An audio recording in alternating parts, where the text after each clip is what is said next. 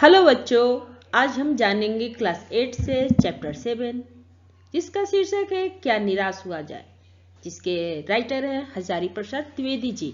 इस चैप्टर का सारांश और उसके क्वेश्चन का आंसर हम पिछले वीडियो में जान चुके हैं।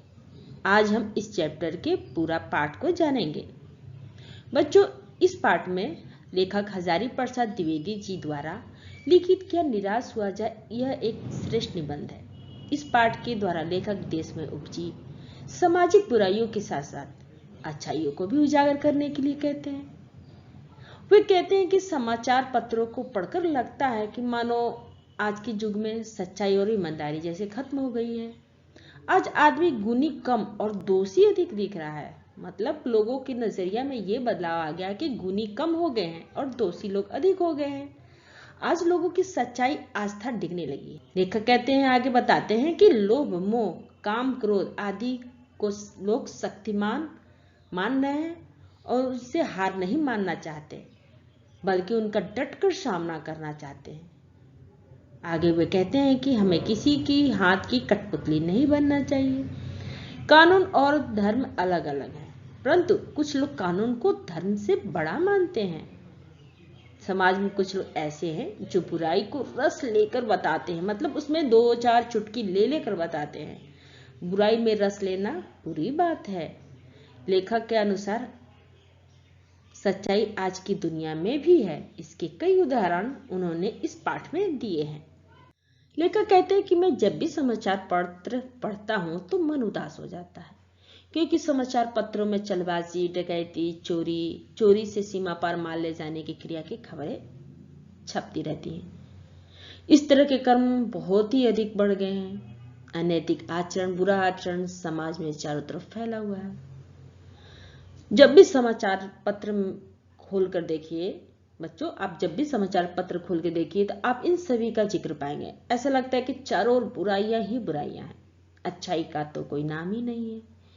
एक दूसरे को गलत ठहराना ही नजरिया बन गया है। ऐसा वातावरण बन गया है कि लगता है देश में कोई ईमानदार आदमी ही नहीं रह गया। ईमानदारी तो जैसे खो गई है, सिर्फ बुराई ही बची है। हर व्यक्ति कानून को अपने हाथ में लेकर बेईमानी और भ्रष्टाचार कर रहा है। बच्चों, लेखक का कहना है कि आजकल हर व्यक्ति दूसरे व्यक्ति को शक की नजर से देखता है, क्योंकि उस पर विश्वास ही नहीं रह गया है। जो जितने ऊंचे पद पर है उस पर हम विश्वास नहीं करते, क्योंकि उसने कर्म ही ऐसे किए हैं कि लोग उस पर विश्वास ही नहीं करते।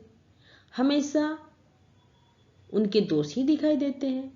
लेखक आगे कहते हैं कि इस समय सुखी वही है जो कुछ नहीं करता, अर्थात किसी भी बात पर अपना पक्ष नहीं रखता या किसी से कोई व्यवहार नहीं रखता। वही व्यक्ति इस दुनिया में सुखी है।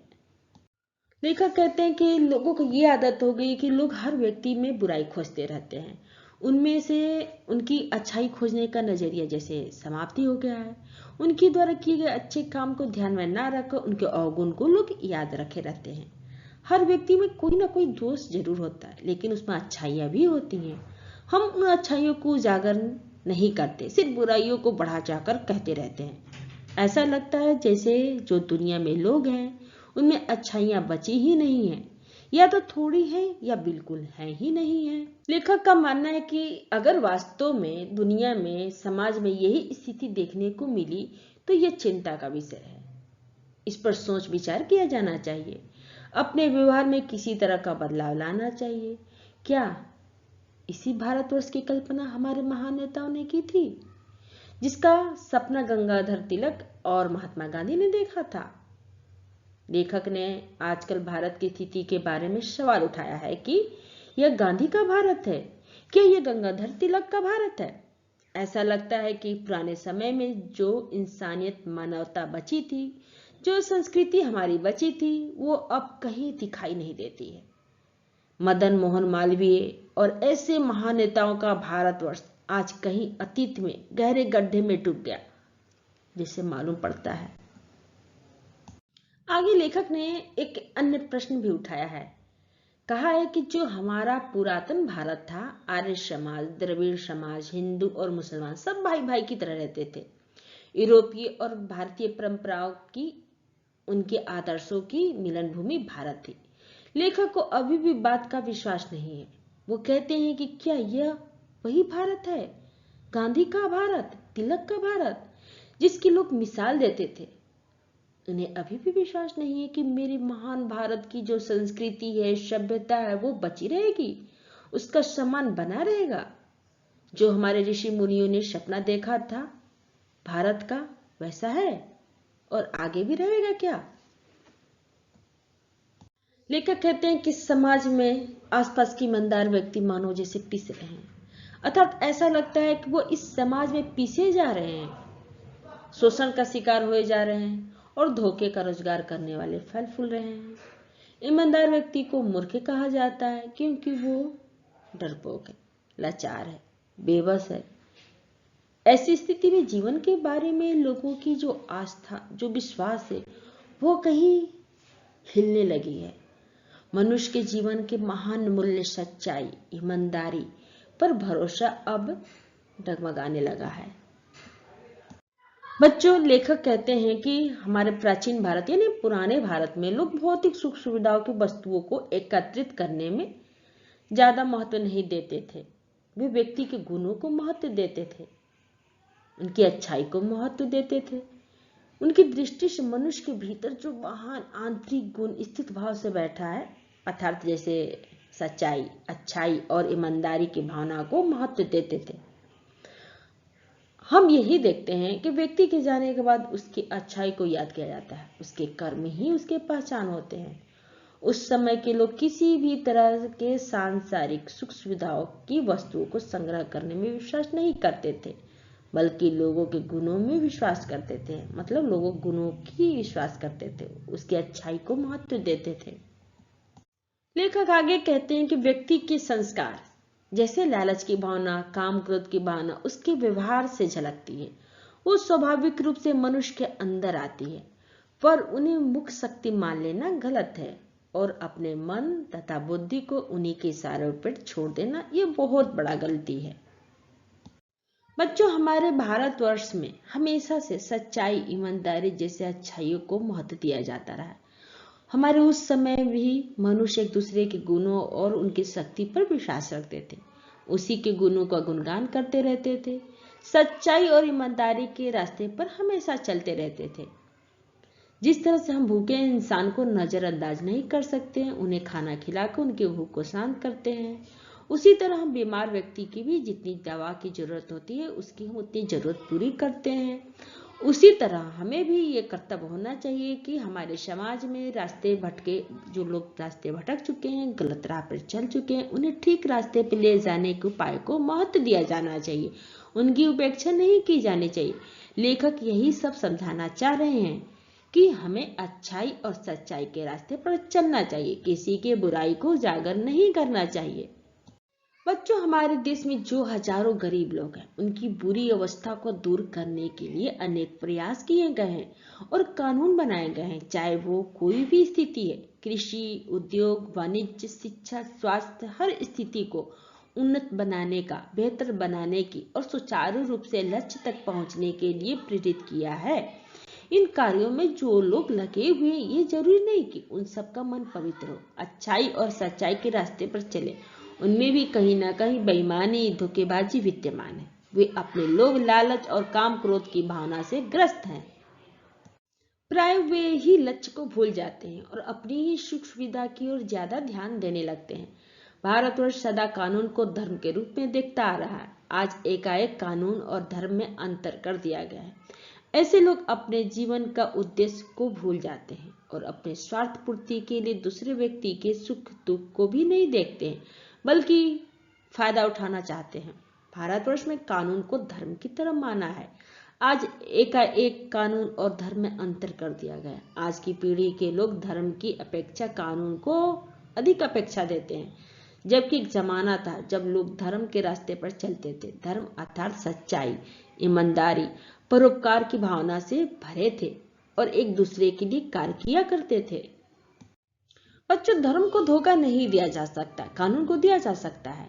कानून में ऐसे दाव पेच रहते हैं कि वे लोग दूसरों के साथ धोखा और कानून को अपने हाथ में लेकर अपना स्वार्थ पूर्ण कर सकते हैं, लेकिन धर्म के क्षेत्र में धोखा नहीं दे सकते। लेखक ने धर्म को ही माना है। धर्म पर चलने वाले लोग सच्चाई ईमानदारी के रास्ते पर चलने वाले लोग हैं। जो अधर्म करने वाले लोग वे कानून में जो छोटी मोटी गलतियां नहीं रह जाती हैं उनका लाभ उठाने में जरा भी संकोच नहीं करते। वे अपने स्वार्थ को सर्वप्रथम महत्व देते हैं। उनका ही फायदा होना चाहिए, चाहे दूसरे के साथ अन्याय ही क्यों ना हो। समाज के ऊपरी वर्ग में चाहे जो भी होता हो, भीतर ही भीतर भारतवर्ष अब भी यह अनुभव कर रहा है कि धर्म कानून से बड़ी चीज है। अभी भी भारत के लोग धर्म पर विश्वास रखते हैं।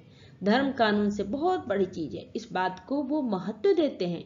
जो धार्मिक लोग हैं, जिनमें सेवा भाव है, ईमानदार व्यक्ति हैं, सच्चाई के रास्ते पर चलते हैं, वे किसी न किसी दबाव में जरूर आ गए हैं, लेकिन नष्ट नहीं हुए हैं। पूरी तरह से उनके अंदर से अच्छाई नष्ट नहीं हुई है, वे कम जरूर हुई है। आज भी प्रेम की भावना उनके अंदर विद्यमान है, स्त्रियों की इज्जत करता है। आज भी दुनिया में ऐसे लोग मौजूद हैं। हर व्यक्ति इस बात को, इस सच्चाई को महसूस करता है कि दुनिया में से सच्चाई भी खत्म नहीं हुई, कम अवश्य हुई है। आज भी सच्चाई ईमानदारी पर चलने वाले लोग मौजूद हैं। समाचार पत्रों में भ्रष्टाचार, बुराई के प्रति लोगों में गुस्सा, हम ऐसी चीजों को गलत समझते हैं। हम समझते हैं जो हो रहा है सब गलत है और समाज में उन तत्वों को प्रतिष्ठा कम करना चाहते हैं जो गलत तरीके से धन या मान संग्रह करते हैं। ये सब जानते हैं कि व्यक्ति के अंदर ईमानदारी, सच्चाई, अन्य गुणों का होना बहुत जरूरी है। यही व्यक्ति के अंत तक जाती है और इन्हीं को याद करते हैं। बच्चों, लोगों के द्वारा किया गया गलत कर्म और कर्मों का भेद खुलना, उनके दोषों को उजागर करना कोई बुरी बात नहीं है। लोगों को सच्चाई से अवगत होना चाहिए। उन्हें भी ये जानकारी होनी चाहिए कि किस तरह का दोष उसने किया है। बुराई तब मालूम होती है जब किसी के आचरण के गलत पक्ष को उजागर करके किसी के द्वारा किए गए व्यवहार के गलत पक्ष को आनंद लेकर उजागर करना। जिस तरह से लोग दूसरे की बुराई को बढ़ा चढ़ा कर बताते हैं, उसी तरह उनकी अच्छाई को भी तारीफ करनी चाहिए हमें। लेकिन लोग ऐसा नहीं करते हैं। वे बुराई को रस लेकर बताते हैं, लेकिन अच्छाई को नजरअंदाज करते रहते हैं। भूल जाते हैं कि ऐसा करना बुरी बात है। ऐसी बहुत सी घटनाएं होती हैं जिन्हें लोग सहते नहीं। अगर उन्हें सराहना हो तो वो दूसरे को स्वभाव भी अच्छा हो जाए। अब लेखक अपनी उन घटनाओं के बारे में बताते हैं कि एक बार मैं कहीं जा रहा था रेल के द्वारा। जब रेलवे स्टेशन पर पहुंचे तो उन्होंने टिकट ली और गलती से 10 रुपये के बजाय 100 का नोट दे दिया और जाकर डिब्बे में बैठ गए। लेकिन टिकट बाबू को बेचैनी होने लगी थी और वो हर डिब्बे में लेखक को ढूंढते हुए देख रहे थे कि वो कहाँ है, ताकि वो उनके पैसे लौटा सके। उनका चेहरा पहचानते हुए उपस्थित हुए। टिकट बाबू ने पहचान लिया। टिकट बाबू एक ईमानदार व्यक्ति थे। रखने को वो 90 रुपये रख सकते थे, क्योंकि लेखक को तो वो याद ही नहीं था कि उन्होंने कितने पैसे दिए। लेकिन वह एक सच्चा और ईमानदार व्यक्ति थे, इसलिए उन्होंने उनके पैसे लौटाने चाहे और 90 रुपये वापस कर दिए। अब जाकर उन्हें संतोष हुआ कि उसने किसी के पैसे ऐसे ही नहीं रखे। लेखक समाचार पत्रों में देखते थे तो ऐसा लगता था कि समाज में सच्चाई और ईमानदारी कहीं बची ही नहीं, और यहाँ पर टिकट बाबू का व्यवहार देखकर उन्हें विश्वास हुआ कि सच्चाई और ईमानदारी अभी भी बची हुई, इसलिए वो हैरान हुए। लेखकों को विश्वास है कि अभी भी दुनिया में सच्चाई और ईमानदारी बची हुई है। हमारे आसपास ऐसी भी कुछ घटनाएं हो जाती हैं जिनकी कल्पना भी नहीं की जाती, परंतु ये एक घटना ठगी की है जो अनेक घटनाओं से अधिक शक्तिशाली है। जब लेखक ट्रेन की यात्रा कर रहे थे और उन्हें टिकट बाबू ने पैसे लौटाए, अपनी सच्चाई और ईमानदारी का सबूत पेश किया, ये सब देखकर लेखक को विश्वास है कि दुनिया में सिर्फ धोखाधड़ी या भ्रष्टाचार, चोरी चकेरी की घटनाएं नहीं होती, अभी भी लोगों में कहीं ना कहीं सच्चाई मौजूद है। लेखक एक और घटना का जिक्र करते हैं। उनके साथ पत्नी और 3 बच्चे थे। जिस बस में लेखक अपने परिवार सहित यात्रा कर रहे थे वो कुछ खराब थी और उसमें कुछ खराबी के कारण वो रुक रुक कर चल रही थी। रास्ते में जंगल पड़ता था, सुनसान रास्ता था, ज्यादा आवाजाही नहीं थी, बस चलना रुक गई क्योंकि वो खराब थी। यह रात का समय था, अंधेरा हो चुका था। जब बस रुक गई तो यात्रियों में घबराहट स्वाभाविक थी। कंडक्टर उतर गया और एक साइकिल लेकर चलता बना। जब यात्रियों ने देखा कि कंडक्टर उतर कर अपनी साइकिल लेकर कहीं चला गया तो वे और बेचैनी हो गई। उन्हें शक हो गया कि हमें धोखा दिया जा रहा है। वो तरह तरह की बातें अपने दिलो दिमाग में सोचने लगे। उन्हें लगने लगा कि कहीं कंडक्टर अभी चोर डकैत अपने साथ ले आएगा और लूट कर या मार कर चले जाएंगे। वो अब तरह तरह की बातें शुरू करने लगे। किसी भी पुरानी घटना का जिक्र किया कि 2 दिन पहले इसी तरह एक बस लूटा गया। एक व्यक्ति था जो अकेला था अपने परिवार के साथ। उनके बच्चे भूख प्यास से चिल्ला रहे थे। आसपास कहीं पानी की व्यवस्था नहीं थी। ऊपर से डकैती का डर दिल में समा गया था। कुछ नौजवानों ने सोचा कि ड्राइवर तो यही है, चलो उसे ही जबरदस्ती मार पीट कर पूछा जाए आखिर वो क्या चाहता है। ड्राइवर ऐसा करते देख घबरा गया। ये लोग मेरे साथ क्या कर रहे हैं। लोगों ने उसे पकड़ लिया, 2-4 उसे लात घुसे लगाए। ड्राइवर ने लेखक को अपनी मदद के लिए पुकारा और उन्हें कहा कंडक्टर कोई उपाय जरूर लेकर आएगा, बस थोड़ी देर में ठीक हो जाएगी या फिर कोई और साधन के लिए उपस्थित हो जाएगी।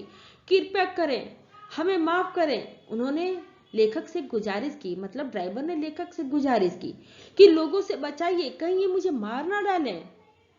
डर तो लेखक को भी लग रहा था, लेकिन जैसा कि एक व्यक्ति जो कि चारों तरफ से लोगों से घिरा हुआ है, लोग उसे मार रहे थे, पीट रहे थे। ड्राइवर की ये बुरी दशा देखकर उन्हें भी उस पर दया आ गई और उन्होंने यात्रियों को समझाना शुरू कर दिया, यह मार पिटाई का काम करना ठीक बात नहीं है। यात्री पूरी तरह से डरे हुए थे। कहने लगे उनकी बातों पे मत जाइए, मतलब उसकी बातों पे, ड्राइवर की बातों पे मत जाइए, धोखा दे रहा है, क्योंकि कुछ ऐसी घटनाएं पहले भी हो चुकी थी।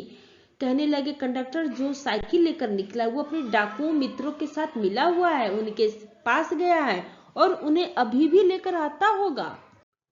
लेखक ने ड्राइवर की मदद की, उन्हें मारपीट से बचाया। इस सब में 1.5-2 घंटे बीत गए। लेखक और उनके परिवार की बुरी हालत हो गई थी। लोगों ने ड्राइवर को बस से उतारकर एक जगह घेर कर रखा कि यह कहीं भाग ना जाए और कुछ मिले ना मिले पर ड्राइवर को पकड़ो और मारो पीटो, उसे जान से मार दो। जो लोग ड्राइवर को घेर कर रखे थे, लेखक ने उन्हें रोकने का बहुत प्रयास किया, लेकिन उनकी इस विनती का कोई असर नहीं हुआ। इसी समय लेखक क्या देखते हैं कि खाली बस चली आ रही है और उस पर हमारा बस कंडक्टर बैठा हुआ है। उसने आते ही कहा बस अड्डे से नई बस लाया हूं, इस बस पर बैठिए, ये बस चलने लायक नहीं है। तभी एक नई बस आती दिखी, उसमें कंडक्टर बैठा था। उसने यात्रियों से नए बस में बैठने को कहा क्योंकि वो बस खराब हो चुकी थी।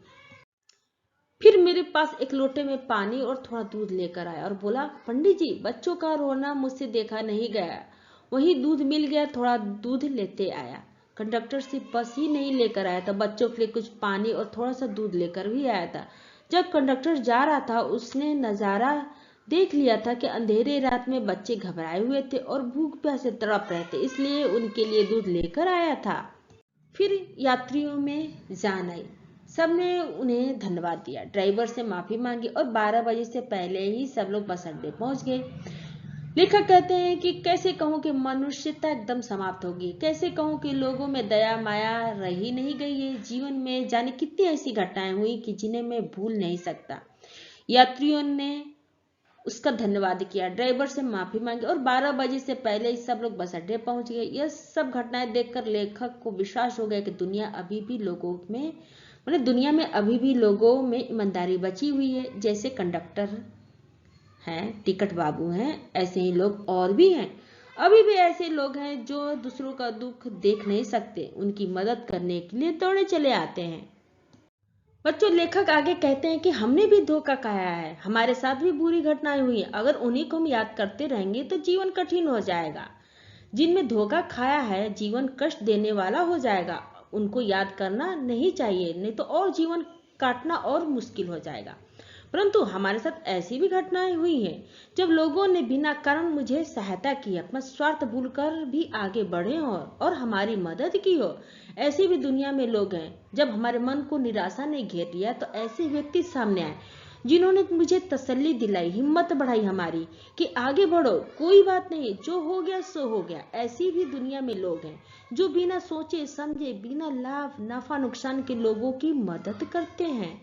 बच्चों, लेखक रविंद्रनाथ टैगोर जी ने अपनी कविताओं में प्रार्थना करते हुए ईश्वर से प्रार्थना की है कि हे ईश्वर, मेरे जीवन में चाहे लाखों कठिनाइयां और परेशानियां आई हो, दुख तकलीफ आए, लेकिन उनको कम ना करके मुझे सिर्फ उतनी शक्ति देना जिन्हें मैं अपने साहस से, अपने परिश्रम से सह सकूं और सफलता पाऊं, और तुम पर जरा सा संदेह ना करूं। मतलब ईश्वर आप पर मैं जरा भी संदेह ना करूं।